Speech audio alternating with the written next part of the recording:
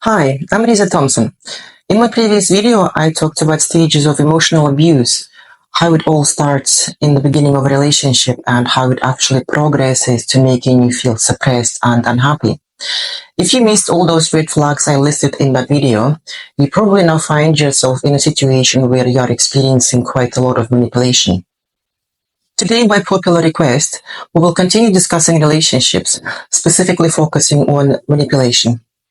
I'll dive into one of the most aggressive forms of manipulation, known as gaslighting. Please remember that emotional abuse and gaslighting happens not only at home between the partners, but in other relationships like with colleagues, friends, parents, and other relatives. And as always, both men and women can become victims of manipulation.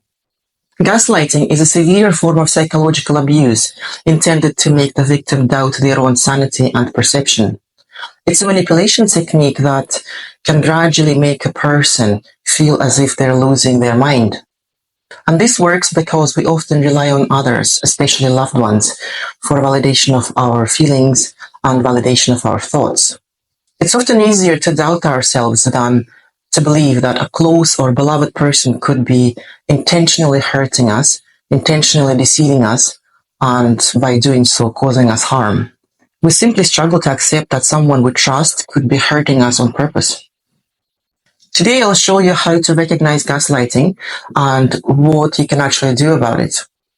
If you ever heard phrases like, "You're overreacting," or "You're just imagining things," or "I know better than you," or something like "You always misunderstand," or "You're getting worked up over nothing," and that means you most likely are experiencing gaslighting.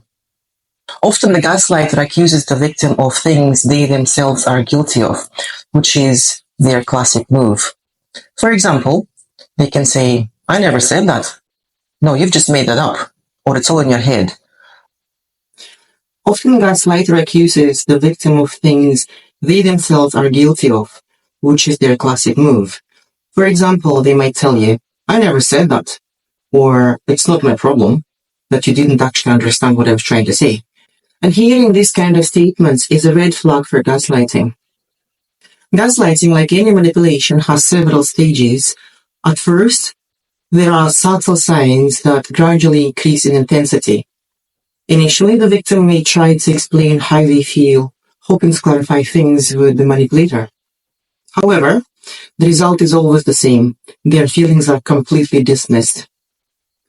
Eventually, the victim starts to believe the gaslighter, starts doubting themselves, and starts accepting the gaslighter's version of reality. This is a dangerous phase because once the victim surrenders to the gaslighter's view of themselves, they are fully under their control. I will go over 7 primary tactics used by gaslighters. Number 1. Attacking personal qualities to lower self-esteem and discredit the person. For example, phrases you might hear in such cases are like, "I thought you're smart," or "Look at yourself, you're just so ridiculous," or "You're acting like a drama queen." Number 2, undermining your feelings by saying things like, "You're exaggerating everything as usual," or "There's nothing to worry about, it's all in your head." Number 3, instilling guilt with statements like, "You ruin everything, it's all your fault, and if it wasn't for you, things would have been just fine." Number 4, denying or hiding information, and in such cases they claim, "I never said that," or "You're too fixated on minor things, look at the bigger picture." Number 5, isolating the victim by turning them against their friends and family. And usually they might say to you, "Are they really your friends? They're just jealous of you. Do you even need people like that around you?" Number 6, rejecting any criticism, reacting defensively or dismissively to any feedback. They act like they are being attacked unfairly. Number 7, projecting their own flaws onto the victim and shifting responsibility. They use common statements like, "You never listen to me," "My opinions don't matter to you," or "You only think about yourself, you're so selfish." and my recommendations to you on how to handle gaslighting. First of all, recognize manipulation. Identify the type of gaslighting you're facing. For instance, if your partner blames you for their own shortcomings, it means you are witnessing them shifting responsibility onto you. Number 2, acknowledge your feelings and remind yourself what you feel is valid. Never dismiss or undermine your emotions. If something feels hurtful or upsetting, you need to admit that you're hurt. Only you know your feelings. This self-awareness is crucial because it helps resist the manipulator's attempts to make you doubt your reality. Number 3, express your stance. Tell both the gaslighter and yourself that you do not deserve to be treated with aggression. Stick to your position, even if this invites more criticism from the gaslighter. You can use the so-called broken record technique. Stay calm and consistently reiterate your boundaries and feelings. Number 5, build confidence and self-esteem. Strengthening your self-confidence and self-worth is crucial to standing firm against manipulation. With a solid inner foundation, it becomes easier to resist aggressive manipulation and maintain healthy boundaries with everyone. In addition to all of that, I would like to add something crucially important.